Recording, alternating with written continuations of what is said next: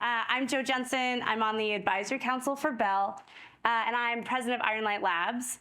We're a nonprofit that is really trying to be at the nexus of storytelling, entertainment, and social change.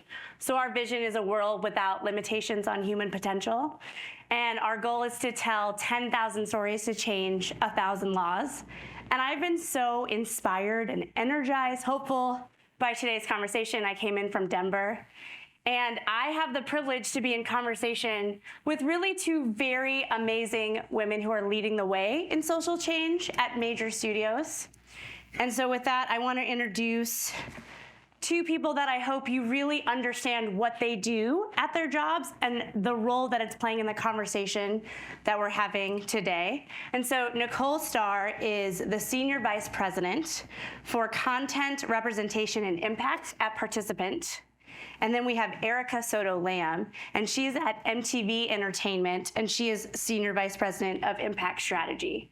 So before we dive in, if you two could kind of explain how you got here, what your role is, so the audience really understands the part you play in this conversation we're having today. Great, okay, I'll start. It's really wonderful to be with everyone.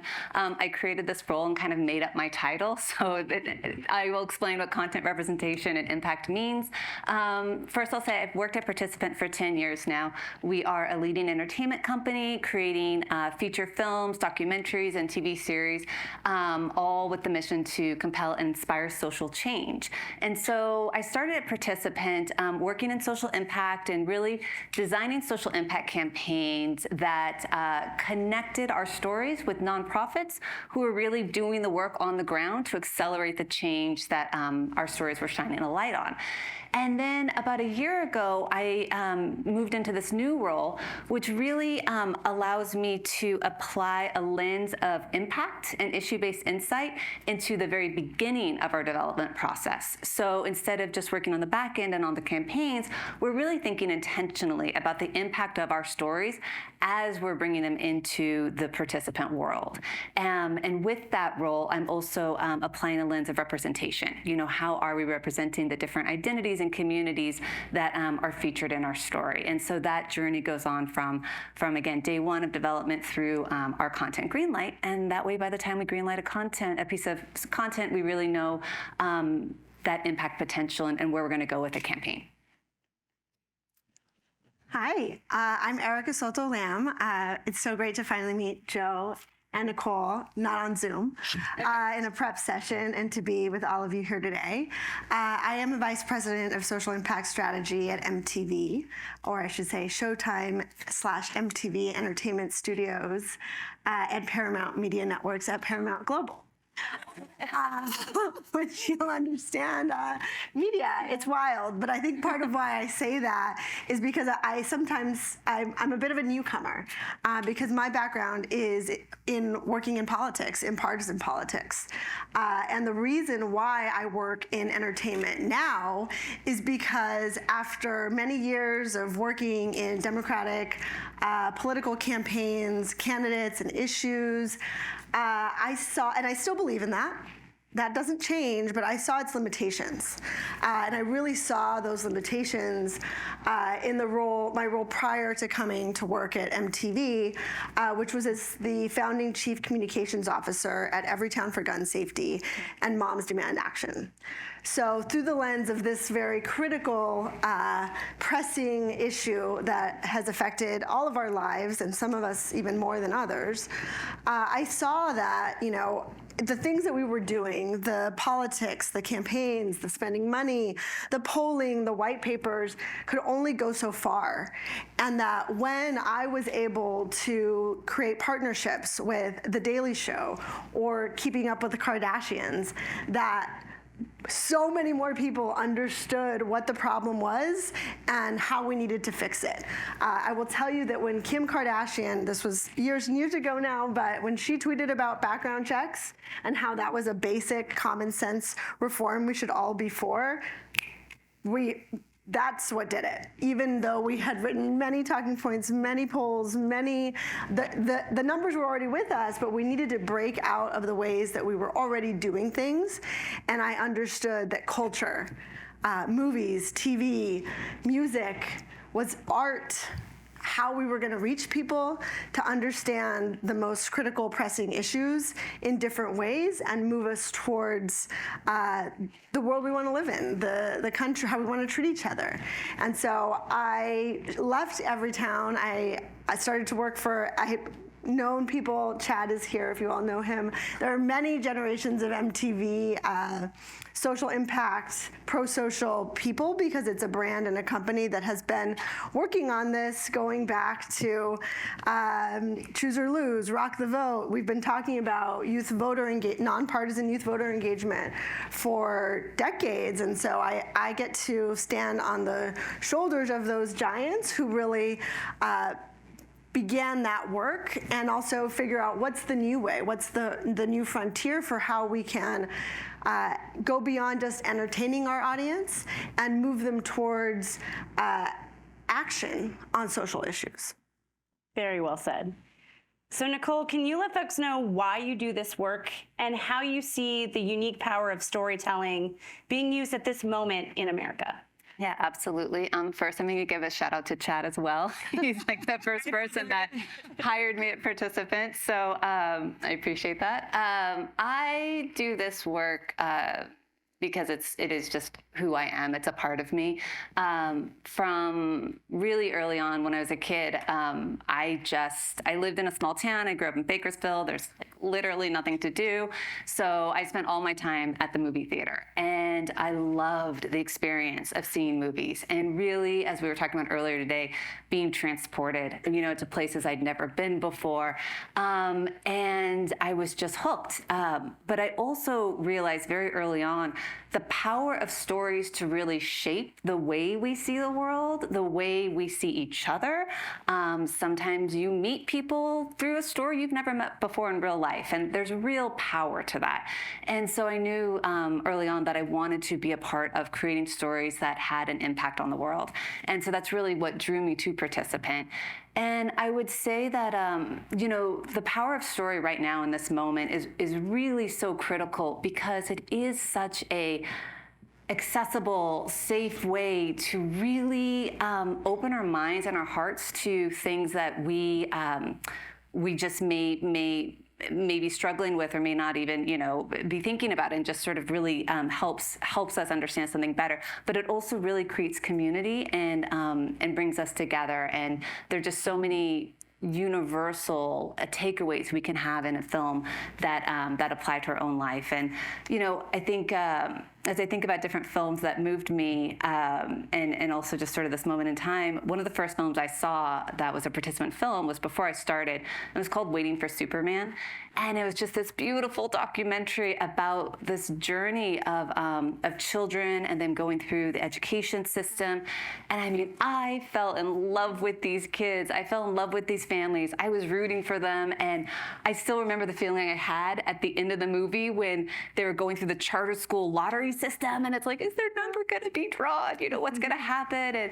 And I was just so invested, and it really opened my mind. I didn't really have, I don't think I had kids at the time, and I wasn't really even thinking about education, for students for my own children. But after I shared that was such a great film, I love that so much, some people were like, oh yeah, well, that was a pretty conservative film, it's supporting charter schools. And I didn't even think about the political implications of it. For me, it transcended politics, and it also helped me understand different perspectives and different solutions on how to solve a problem that we all care about very, very much, and that being, the education of our children. And so for me, that just really moved me. And I think about that film a lot, and Participant has continued to really tell stories about education. And we have an amazing movie coming out next month called Radical, which premiered at Sundance earlier this year. And it is about sixth grade students in Mexico, in a border town in Mexico. It's based on a true story, and it's based on their incredible teacher. But it really focuses on the divide between potential and opportunity. And, you get brought into the story in such a beautiful way. And I think the universal takeaways are the same. Like, we all want, the best opportunities for our children. And that campaign and that work is inspiring the creation of something called the Radical Fund that we're working on with Hispanics in Philanthropy. And it's going to give grants to several different organizations that are working in service of Latino students here in the U.S., focused on STEM or leadership or other, aspects of their academic progress. But it's just really, I think, wonderful right now to use stories to bring us together to actually accelerate positive change and have that shared community. Yeah, and I'm just in awe because I'm a conservative, and so waiting for Superman for me was like a lightning rod to talk to all my friends about opportunities in education, whether they wanted to have that conversation or not. We could all sit down and watch that movie together. So it's amazing you brought that example up. Erika, I want to get you in here and help people understand how a studio like MTV and all the other ones you represent. What's your greenlight process? How do you pick what stories to tell, whose stories to tell? Yeah, well, I think an important clarification is that I'm not on the development team. And I think that's actually, I would someday would love to have done that, but that wasn't my aspiration. I think I'm in a role that is rarer in media companies, but that I think we should have more of, people who think about how do we go beyond the content and the story to move people towards action on social issues. And I should say I started at the company, my first role was to be the first head of social impact at Comedy Central. So I was thinking first and foremost about our comedy shows and talent, and really found that to be an important way to help bridge divides. And I don't think she's here, but I know Katie Borum, the head of the Center for Media and Social Impact at American University, has done the real fundamental research on how, of the formats, of the genres, comedy is where people start to let their guard down. And I think just hearing Baratunde speak earlier, you feel that. It also, especially in the digital media age, is far more viral. So finding ways for how what we're doing, of course I work in close partnership with the development team, but we're not in the green light process. I'm in the, okay, what do we have here and what can I do with it? And something that's exciting about working for a company with many brands, we serve a really diverse group of audiences, right? Like, I'm sometimes thinking with my Comedy Central hat on, and sometimes thinking MTV, and sometimes Paramount Network. So that can be like Yellowstone to RuPaul's Drag Race. But to your point, Nicole, about like the shared values, right? Like what Waiting for Superman was. And I'm very excited for Radical. It's on my watch list.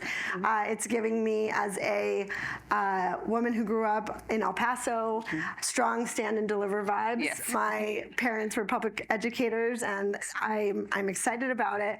But that there are shared values between the RuPaul's Drag Race audience and the Yellowstone audience. And it's my job and our team's job to figure out how do we find ways to come together. Can you just talk about those shared values? Because you were giving amazing examples with RuPaul and Yellowstone about like, how do you get there to like figure out that connection? Yeah, well, sometimes there's a bridge, and sometimes it's like going deep in one audience. But one of the projects that I'm very proud of was during Yellowstone season 1. So this was before it was the huge hit show that everybody is a fan of. Because it was before the pandemic, and I think we know that was a big part of why we were hungry for content, and this show just blew up then. But I knew, because of the audience research that a company like ours does, who's watching, what do they think, and what social issues are important to them. And looking at that data, I understood, oh, okay, this is an opportunity for us to build a bridge of understanding with regard to how climate is changing. But to do it in a way that, it's said too many times, but to meet people where they are. And so I knew people are watching this show with these beautiful landscapes that in partnering with one of the stars of the show, Ian Bowen, to tell a mini doc digital story about what changes are happening to the environment, the weather, the plants, the animal life, through they're fans of the show, of this Starr and the Yellowstone Park Rangers, that we might begin to process that issue in a different way than we often do when we're in our like siloed media environments. But finding ways in to find common connection about, I think, something we all care about, having a safe world and working towards a healthy environment is a starting point. That's great.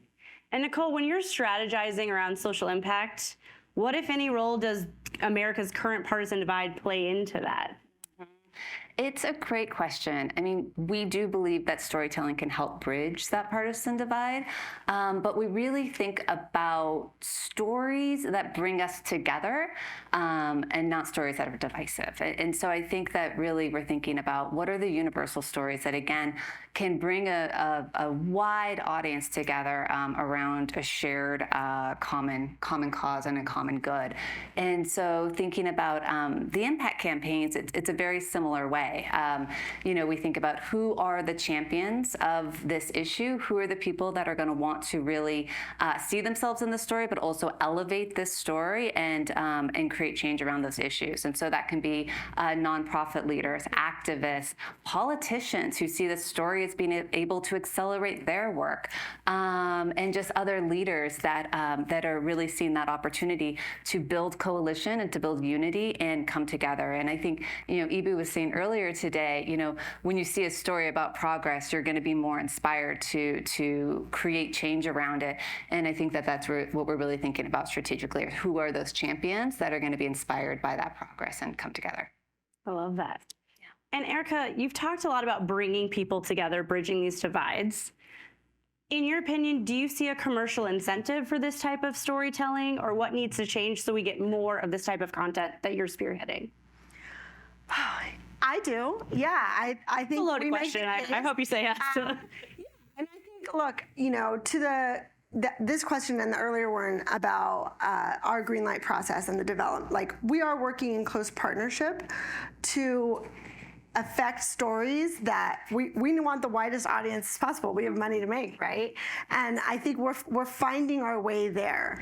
And the workshops that we have with our development, our show teams, when we get in the writer's room, it's about finding what we can do. And first understanding what are the stories that we're telling, where are we now? And I think that's something that we've been able to do across different social issues to understand how are we representing mental health? How are we representing gun violence? How are we representing civic engagement? I referenced CMSI before, but we did a report with them in 2022 called Watching Out for Democracy, which is about how entertainment TV portrays civics and civic engagement. And everyone in this room won't be surprised that it doesn't do it much, and when it doesn't do it well. And I, reading the research, we're all subjects of the research too as consumers of media. One of the findings that really stood out to me was that corruption is portrayed twice as much as policymaking. And I instantly knew, oh yeah, I was the biggest fan of Scandal and the biggest fan of House of Cards, and I still am. But it clicked for me when we were doing this research, and the news headlines were all QAnon. I was like, oh, I get why. And to the conversations we were having earlier, what you see is what you believe, and we haven't, not any pointing fingers at anybody in particular, but we haven't been putting out enough optimistic, positive, hopeful stories. And I think the harder things get, the more there will be a hunger for content that does create optimism. Yeah, absolutely. And I love your turn of phrase of focusing on what we can do. I think that's a really good ethos. Kind of building on that, Nicole, when you're looking at building on those broader, wider audiences, how are you thinking about impact and reaching beyond the choir at participant? How are you guys doing that every day? Yeah, absolutely. I mean, I think that's a great question and something we talk about a lot. So there's a couple different ways to think about it. One is that we do work with distributors. We sell our content to distributors who are going to use the films to reach the widest audience as possible, just like we talked about. So that could be our major platform streamers, that could be Warner Brothers, Paramount, lots of people. And, basically, when we tell a story that is about the human condition and the human experience, and it's about something where you can see yourself in that story, it's going to resonate with a very, very wide audience. And then what we do at Participant is we think about, okay, of that massive audience, who is really the impact audience that is also going to be able to see and champion that work. And so I would say, some examples of that would be, gosh, there's so many, but like one film we have is Roma, which was really about a domestic worker in Mexico in the 1970s. And that story really told the story of 60 million different domestic workers who are working without worker rights. And so we really thought about how do we build a coalition of people who care about that issue to really support that work. And that film really let this kind of sparked a cultural moment where people saw the change that needed to happen, and were able to really come together to actually move legislation on that issue. Wow. And when we talk about cultural moments, Erika, can you talk about something on a personal level that maybe a piece of content, film, movie that moved you, where before watching it, you might have had a notion of an out-group, and then the magic of storytelling kind of brought you along on this journey? Yeah, I hope I can take the liberty of switching the question a little bit. Switch all the questions, or just say, nope, moving next one. This is your time. A recent example of, well, I feel often like I'm a member of an out-group. As a Latina and thank you, you've got such great examples that it's kind of working counter to my argument.